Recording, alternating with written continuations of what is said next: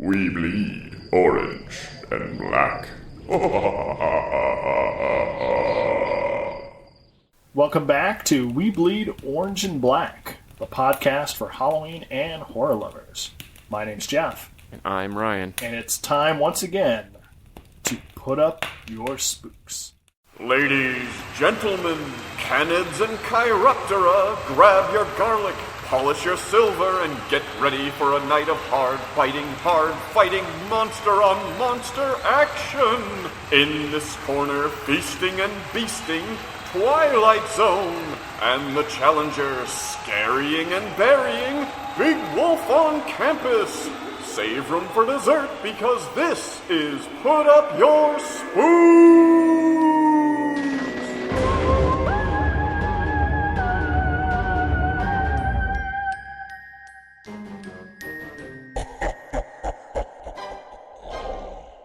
This week's theme: Fangsgiving.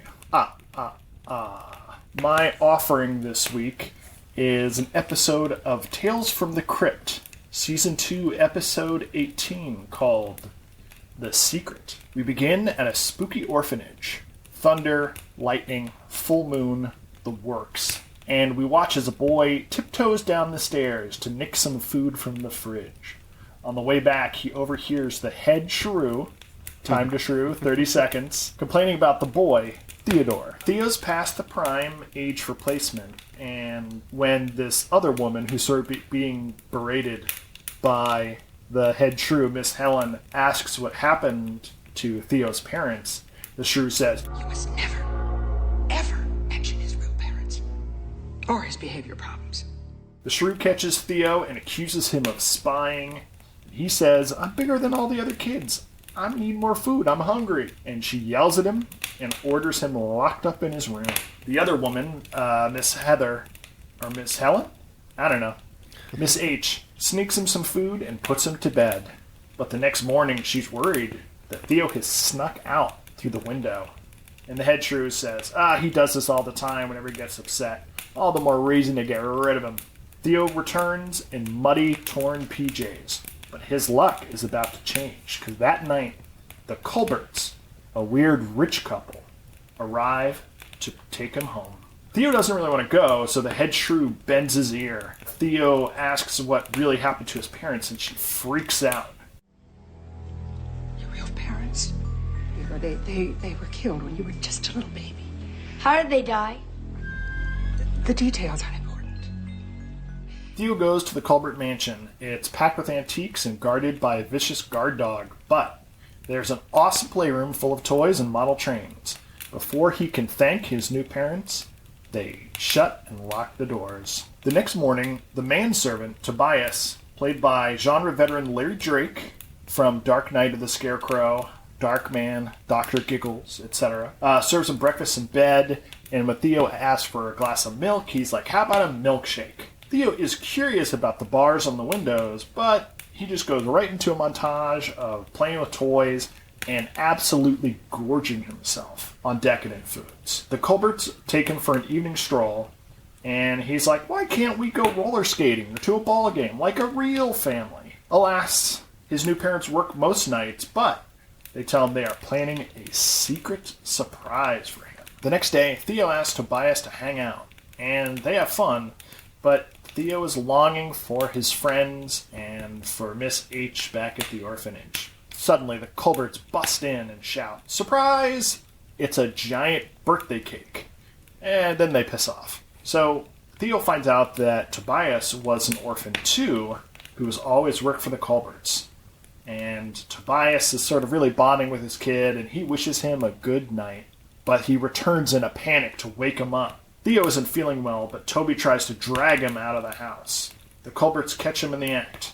Mrs. Culbert pops fangs, and Mr. Culbert bites Tobias from behind. Theo runs out. They sick their dog on him, and they both soar off the balcony in full Blackula mode. They catch up to Theo, who says, "Now I know what happened to my parents." I have a secret too, Mrs. Colbert, and mine is better than yours. I'm a werewolf, and I have an appetite for vampire. He wolfs out and chomps her throat and then chases down the husband. The next night, Theo returns to the orphanage in a swank little suit with the Culbert's hound by his side. He says he knows his secret now, and things at the orphanage are going to change. I'm home. You know, say time to shrew all you want, but this orphanage lady, Mrs. H, knew this kid was a werewolf. The fact that she doesn't slay him right away is, I think, pretty generous. It's very generous. I think she wants the whatever stipend she gets from the state for providing room and board for these kids. I Because think she gets a werewolf bump. There's definitely a werewolf bump. I thought it was funny at the end when he was like, I know my secret now, and then he wolfed out, and I was like, okay, enough said. And then he was like, I'm a werewolf, and I like to eat vampires. Like, oh, you're over-explaining. Show, don't tell. When I saw this episode at an impressionable young age, it blew my freaking mind. It was real AVP monster mashup. I sort of have a memory of Tales, because we didn't have HBO, I would only catch like little glimpses and snatches of Tales from the Crypt. And I had this memory that it was much more about monsters and supernatural evil, when by far the bulk of episodes are about cheating husbands and shrew wives. They can't all be Werewolf Fandango and The Secret. The makeup budget would just be too high. In the middle of that sentence, I tried to come up with a Crypt Keeper pun, but I was already on the rails. The makeup budget would be goo die. What? Goo die? Yeah, I was doing a joke on bad puns. Goo die? I still don't Yeah. get it. Because too high. Oh, all right. Well, thanks for unpacking that one for me.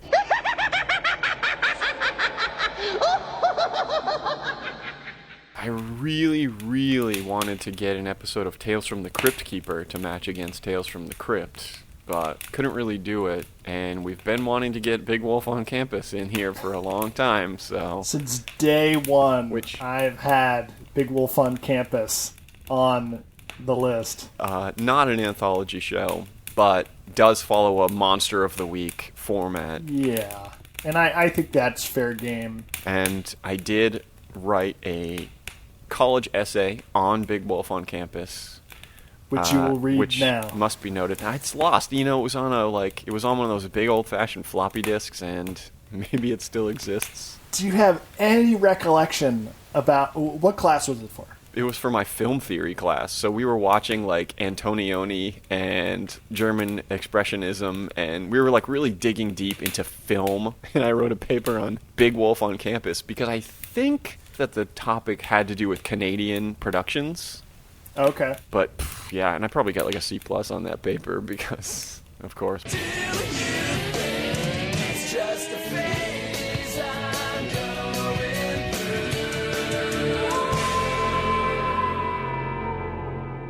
So this is unlike Are You Afraid of the Dark. This is not a show that I watched and then revisited 1,000 times. And I think there's a reason for that. It's not the strongest show. It was a lot of fun, but I was delighted. yeah. I mean, I don't know how much rewatch value there is in it, because this was the first time watch for me. But it was much more punchy and clever and wry than Very wry. I was expecting. There's essentially three friends, Tommy, Lori, and Merton, who live in a town of Pleasantville. Tommy is a werewolf. This is well known to Merton. I don't recall if it was known to Lori, but it seemed like it was. By this episode, she was like, "Are you wolfing out?" Okay, yeah, right. I thought she said that. So they stumble upon a vampire ready to suck the blood out of a damsel in distress, and Tommy is like an alpha, even though he's friends with Merton, who is like a goth kid with crazy 90s hair. And he gets all up in the vampire's face, and the vampire's like, "What the fuck, bro? I'm just trying to film a movie here." And it turns out it's Corey Haim playing Corey Haim. The name of this episode? Blame It on the Haim. Then, of course, they're like, "Whoa, Corey Haim." And then they just give him shit for like 20 minutes about being a washout. Corey Haim was a big star in the 80s, and then... Corey, you want to take it from here? Sure, yeah. I mean, there's not much to add. I mean, one day you're a lost boy, you're talking to town, and Next day you're up here in Pleasantville and you're shooting another vampire movie.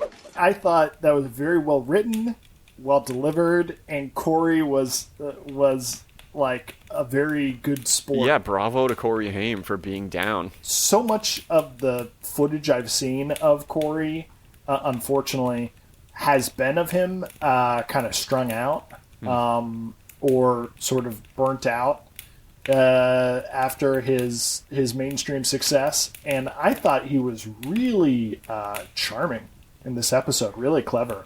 I have to wonder if it was a good, is it a good idea to give these people work and help enable their bad habits? Like, he probably got a nice little paycheck for this episode and then went and spent it all on drugs. Yeah, I mean, money and work can be used for good or evil. In another timeline, this could have built his self-esteem and, given him some structure. Yeah. I'm sure they were like, oh, we'll throw Corey Haim some work. That's just like such a good deed. And this was before all those 80s and 90s stars started getting their like nostalgia-based career renaissances. Oh, way before, yeah. This was definitely in a fallow period. That's why I always think if Jonathan Brandis had only hung on for a little bit longer, he'd be fucking gangbusters right now. Yeah. He is about to kick them off the set for interrupting the take, but then he sees Laurie and like gets the Jones, so he gives them a tour of the set. He asks her to be his personal assistant, but she doesn't want to do it. Merton steps in, and he's the comic relief basically for the show, so there's no end of wackiness being spouted by Merton. So he becomes his personal assistant. There's a little bit where they're like, oh, his career's going great right now. He's just about to do a movie with the Taco Bell dog, and Tommy's like, ooh, I love that dog. Do you think I can meet that dog? And I was thinking, he is a werewolf, so I don't know what's going on there, but I digress. Yo quiero Taco Bell. Yo quiero Nards.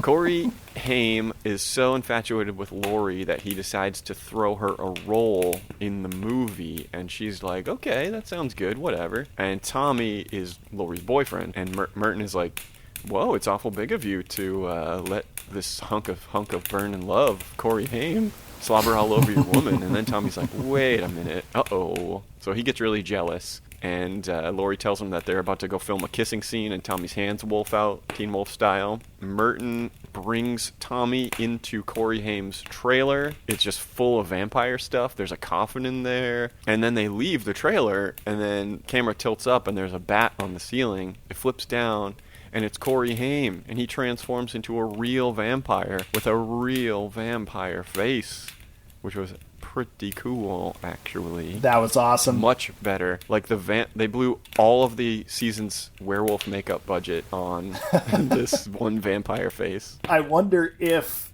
Big Wolf on Campus ran for so long because the effects budget was so low. For their lead, it was not good eye. Do you think Corey's gonna try taking advantage of Laurie? Trust me, he would never take advantage of anybody. Advantage isn't the only thing I'll be taking, Tommy.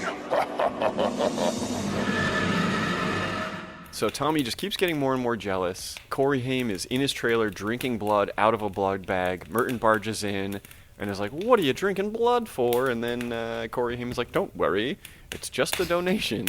And he's like, okay, cool. And then Merton is like, hi, I thought you were looking a little peaked, so here's a pizza. And Corey Haim's like, whoa, there's garlic on that. And he slaps that out of his hands. And then Merton sees that Corey Haim has no reflection in his giant mirror, which for some reason he has in his trailer. Then he's like, I gotta go. And he leaves, and he tells Tommy, hey, there's all this stuff. He's drinking blood. He's got no reflection. And Tommy's like, okay, I gotta rush off to save Laurie because she's in danger. And he runs down the street in his werewolf form.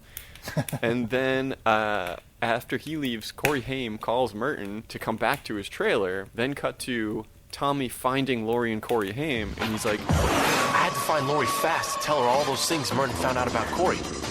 Only problem, when I got there, I could only remember one of them. And Laurie's like, yeah, you're overreacting, dummy. And so he leaves. I thought that was good because, he's a good-looking jock. He's got werewolf powers, but his Arthurian critical weakness, he's very stupid. So Merton tries to stake Corey Haim through the heart, fails miserably. Corey Haim explains his plan to make Lori his vampire bride, then buries Merton alive in a cemetery. Tommy goes to Merton's house or something. I don't know what this place was. Tommy finds a note that Merton wrote him, and he's like, I'm going to go stake Corey Haim through the heart. So Tommy goes back to Corey Haim to check if he's okay. They're like, yep, all good here, Merton, that worrywart. And then Corey Haim and Lori go off to shoot a scene in the cemetery. Merton calls Tommy on the radio because Tommy is just wandering about Corey Haim's trailer after they leave. And is like, hey, I'm buried alive in the cemetery, and freaking out and whatnot. Corey Haim tries to bite Lori's neck in the cemetery, and there's no crew or anything, so she's suspicious. And she's kind of like this show's answer to Buffy, so she like does some ninja kicks on him, but then he like smashes her head against a tombstone, and she is knocked unconscious. Wolf Tommy arrives, and they do a little fighting, sort of. So, Big Wolf on Campus ran from 1999 to 2002. Matrix was in 1999. This episode aired in 2000, and the Matrix influence is so heavy. Like, every time there's a fight scene, they just drop right into the techno music. Yeah. And they're just throwing spin kicks. And I was like, what an odd time in our culture. Yeah. I also think they probably were, like, when they pitched the show, they were probably like, well, Buffy's really popular. What if we did a sort of supernatural crime fighting show, but more aimed at younger kids and Ryan Geraci's? And Jeff Carter's. Who are college age. It's Teen Wolf, but it's also Buffy. Yeah. Sold. They probably said Teen Wolf meets Buffy. I bet you're right. I mean, that's what I said when I first saw Big Wolf on Campus. So, I mean, they fight for like 30 seconds, and then Tommy throws a stake through Corey Haim's heart, and he explodes into dust. And there's an extended money shot of Corey Haim dust falling all over Laurie's face and hair. And then they dig up Merton, rescue him from the coffin, but he's annoying, as usual. Haim's not a vampire. He just plays one in a movie. Don't listen to Merton. He exaggerates everything. So they bury him again and walk away into the sunrise. The end. Bravo. I was really impressed by this episode, as I was saying before. There's a moment where it's all the tension of, is Corey Haim a vampire, or is he just a creepy celebrity moving in on Tommy's girl? Or, he's a method actor and he's playing a vampire. Corey is challenged and confronted repeatedly by Merton, by local bullies.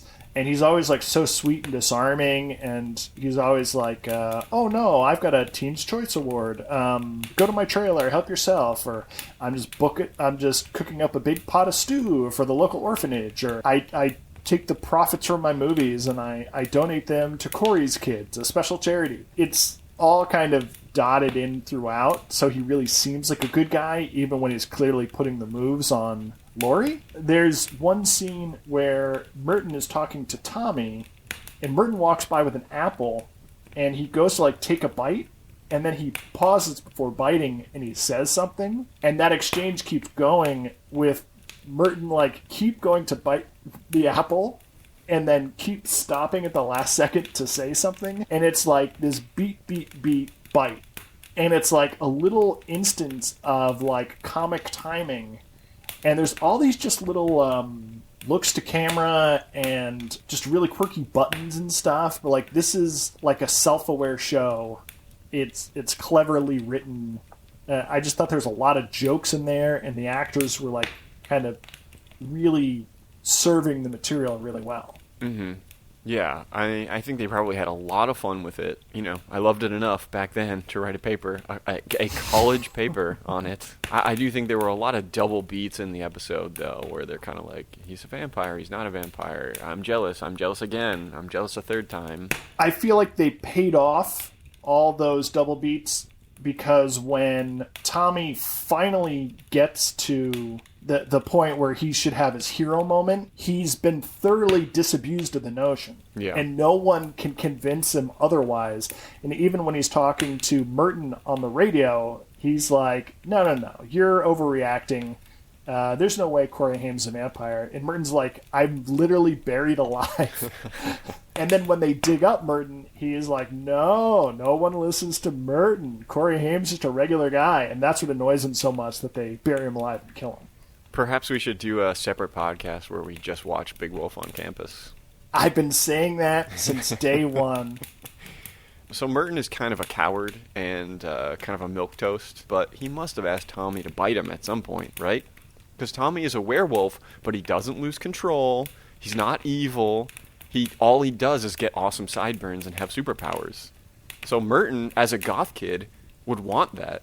In the series, there's like alternate timelines where Merton becomes the wolf instead. Merton becomes like a vampire. He becomes like he's the foil. I mean, in terms of a show, it ruins the dynamic. But in terms of a real situation, so like if you turn into a werewolf, basically you're really lucky, because it means you didn't get mauled to death. It means you got bit and then escaped. I mean, the lucky ones are the ones who die. Well, if you're the kind of werewolf who loses control at the full moon, but Tommy can wolf out whenever he wants, and he never murders anybody.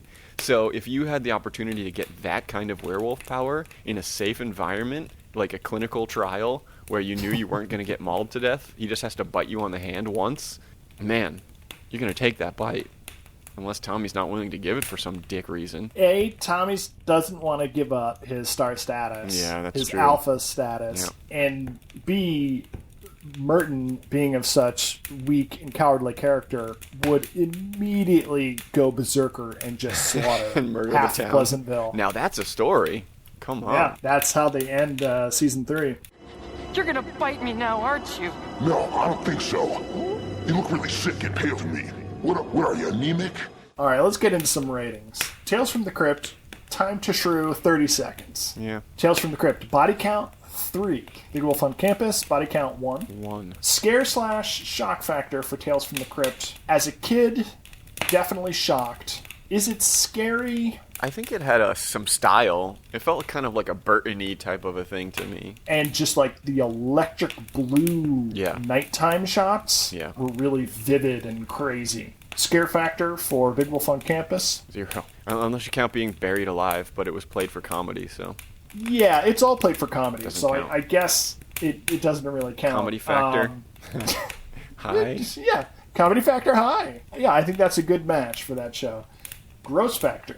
Tales from the Crypt. Lots of boy eating big sticky desserts. Yeah, but they were delicious looking desserts, so it wasn't that gross. They did look good. But as a boy werewolf, he also ate some big sticky vampire throats. Did we see that part? I forget. Oh yeah, no, he totally mowed down Okay. on Mrs. Colbert's neck. Gross factor for Big Wolf on Campus? 0. Low. Gotta say 0. 0. Okay, what the factor? You know, the episode of Tales from the Crypt was literally called The Secret, and they made constant references to The Secret, The Secret. Mm-hmm. So the fact that there was a secret and it was revealed, I don't really think qualifies for what the factor. Yeah, no. As for Big Wolf on Campus, I don't think it really had a very high what the factor. I guess the main what the factor was that it was called Blame It on the Haim, and it was about Corey Haim playing Corey himself, which did create a sort of surreality theme of Fangsgiving. I think high for both. Although, in your episode, there was actual food feasting. And people feasting. Whereas in my episode, there was only one instance of Corey Haim drank some blood, and the other guys had some, like, virgin daiquiris, but nobody was really eating anything, so he never even got to suck Laurie's blood. Okay, Tales from the Kryptonite. Totally 80s. I'm going to say... Tales from the Kryptonite? Did you say that on purpose? Is that what I said? Yeah. Okay. That's a different show. Like, let's pitch that one. Okay, Tales from the Kryptonite. Totally 80s. 0. You said it again. Did I? Yeah. Totally 80s. For my show, 0.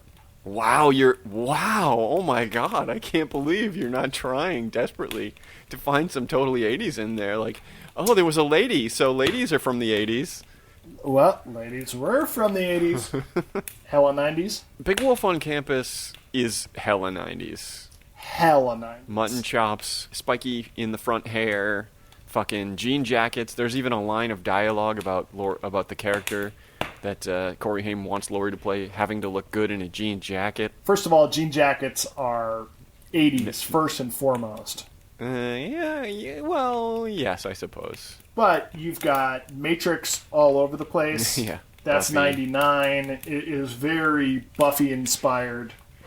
So yeah, I would say super strong cred for hella 90s. So let me just do the math here, and Tales from the Crypt takes it. Body count? Not a better episode, but a better Put Up Your Spooks. As usual. Mine is better than yours. Please, little boy, have some food. Okay. Would you like some blood oranges? No thanks. How about some blood sausage? No thanks. Blood pudding? No, thank you. Okay, I'll just make you a fluffer nutter sandwich. Oh. With blood. Rerun for your wife.